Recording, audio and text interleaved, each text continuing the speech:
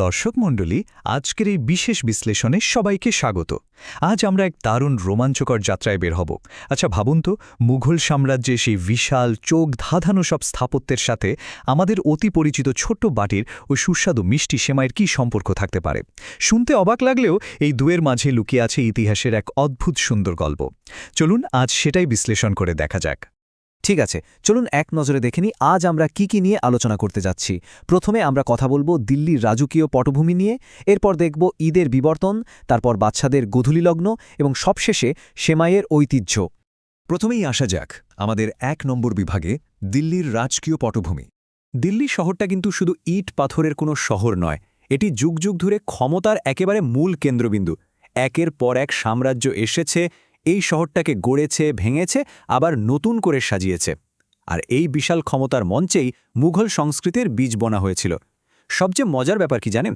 মুঘল স্থাপত্যকলা কিন্তু ইসলামিক, ফার্সি এবং ভারতীয় হিন্দু রীতির এক অসাধারণ সংমিশ্রণ তৈরি করেছিল, যাকে আমরা ইন্দো ইসলামিক নান্দনিকতা বলে থাকি।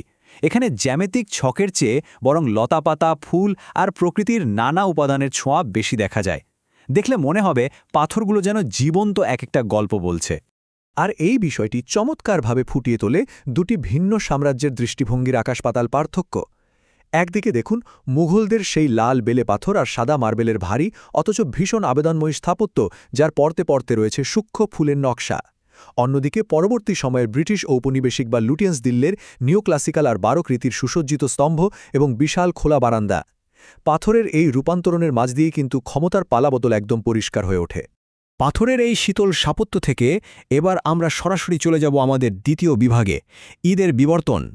ইতিহাসের পাতা উল্টালে দেখা যায় ঈদ উদযাপনের এই রীতি সময়ের সাথে সাথে অনেকটা বদলেছে। এই যেমন ১৫২০-এর দশকে সম্রাট বাবর তো প্রায় সবসময়ই সামরিক অভিযানে ব্যস্ত থাকতেন, তাই তার ঈদ উদযাপন হতো একেবারে যাযাবরদের মতো, সামরিক তাঁবুতে। কিন্তু এরপর আকবরের সময়ে এসে দরবারের শিষ্টাচার আর নিয়মকানুনে একটা পাকাপোক্ত রূপ আসে।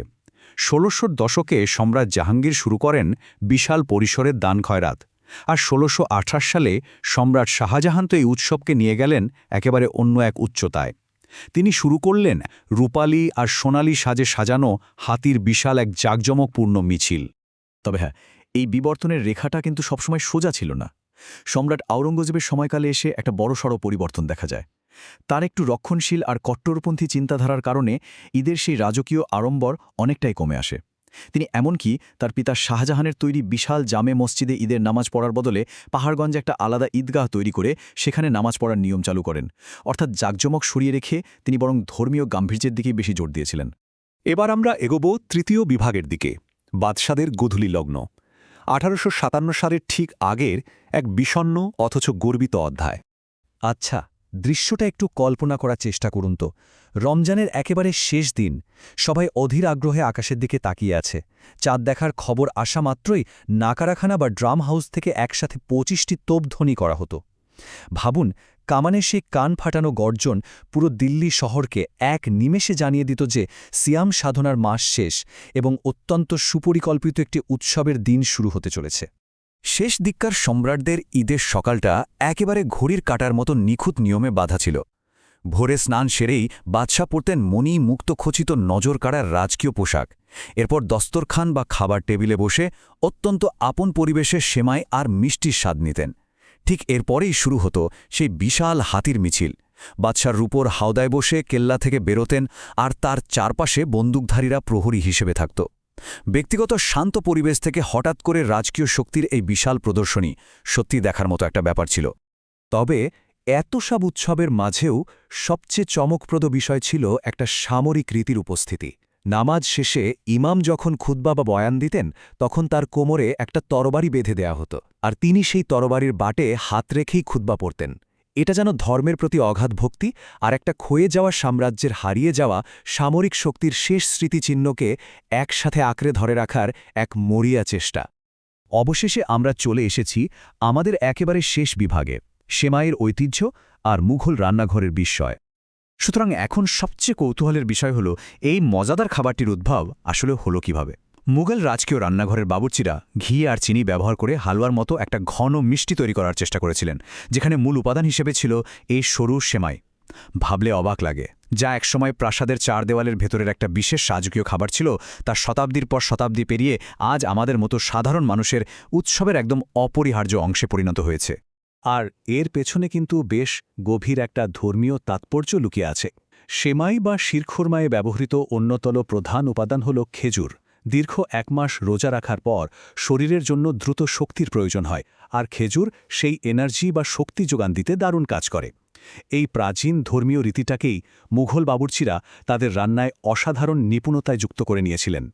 মজার ব্যাপার হল এই ঐতিহ্যটি নানা রূপ নিয়ে আজও পুরো ভারত উপমহাদেশ জুড়ে সগৌরবে বেঁচে আছে। যেমন ধরুন, দুধ, এলাচ আর জাফরান দিয়ে তৈরি হয় চমৎকার সেমাই ক্ষীর। আবার এর সাথে যখন খেজুর আর বাদাম যুক্ত হয় তখন তা হয়ে ওঠে শির খুরমা। ফার্সি ভাষায় শির মানে হল দুধ আর খুরমা মানে খেজুর। এছাড়া দুধ ছাড়া কেবল ঘি আর চিনি দিয়ে তৈরি মিষ্টি বা শুকনা সেমাইও কিন্তু দারুণ জনপ্রিয়। সত্যি বলতে কি, এগুলো তো শুধু খাবার নয়, এগুলো হলো আমাদের চারপাশে ছড়িয়ে থাকা এক একটা জীবন্ত ইতিহাস। এই রান্নার ধাপগুলোর দিকে একটু নজর দিলেই বুঝবেন, গরম ঘিয়ে যখন এলাচ আর সেমাই ভাজা হয় তখন যে একটা অপূর্ব সুবাস চারদিকে ছড়িয়ে পড়ে, তা যেন আজকের আধুনিক রান্নাঘরকেও মুহূর্তের জন্য মোঘলদের সেই লাল কেল্লায় পরিণত করে দেয়। ঘিয়ে ভাজা বাদাম আর দুধের ঘন হয়ে আসার এই যে পুরো প্রক্রিয়া, এটা কিন্তু যে কোনো উৎসবের আনন্দকে আক্ষরিক অর্থেই বহুগুণ বাড়িয়ে দেয়। আমাদের আজকের এই পুরো আলোচনার মূল সুরটি কিন্তু এখানেই লুকিয়ে আছে। মোগল সাম্রাজ্যের বিশাল লাল বেলে পাথরের দুর্গগুলো হয়তো একসময় ব্রিটিশদের নিওক্লাসিক্যাল স্তম্ভের কাছে জায়গা ছেড়ে দিয়েছে ঠিকই, কিন্তু তাদের সংস্কৃতির প্রাণভোমরা এখনও স্পন্দিত হচ্ছে আমাদের ঈদের রীতিনীতিগুলোতে। ইতিহাস সত্যি কেবল পাথরে খোদাই করা থাকে না, তা মিশে থাকে আমাদের প্রতিদিনের জীবনের আনন্দ আর স্বাদের মাঝে। আর এখানেই আমাদের আজকের আয়োজনের ইতি টানতে হচ্ছে। তবে যাওয়ার আগে একটা ভাবনার বিষয় আপনাদের জন্য রেখে যেতে চাই। আমাদের দৈনন্দিন জীবনের এই সাধারণ কাজের ভিড়ে হারিয়ে যাওয়া এমন আরও কত প্রাচীন সাম্রাজ্যের রীতিনীতি গোপনে লুকিয়ে আছে বলুন তো? কে জানে, হয়তো আগামীকালের সকালের নাস্তার বাটিতেই লুকিয়ে আছে অজানা কোনো ইতিহাস। জানার এই আগ্রহটা বজায় থাকুক। সবাইকে অসংখ্য ধন্যবাদ।